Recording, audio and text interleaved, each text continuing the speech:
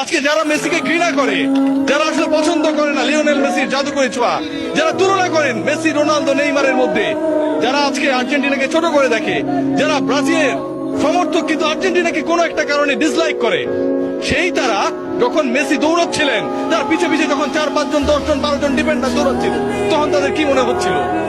পিছে পিছে দৌড়ায়, ধরতে পারে না, আগে পরে সামনে বিভিন্ন জায়গায় যায়, বল আটকাতে পারে না। এটাই হচ্ছে একজন ফুটবলারের সৌন্দর্য, লিওনেল মেসির সৌন্দর্য ও জায়গায়। একজন ফুটবলার একটা দলকে, একজন ফুটবলার কোটি কোটি মানুষের স্বপ্নকে তার ছোট কাঁধে কিভাবে ক্যারি করেন সেটা আমরা দেখেছি। যারা অস্বীকার করবেন তারা ফুটবলটা বোঝেন না। হয়তো আমাকে মূর্খ বলতে পারেন, সত্যিই তাই।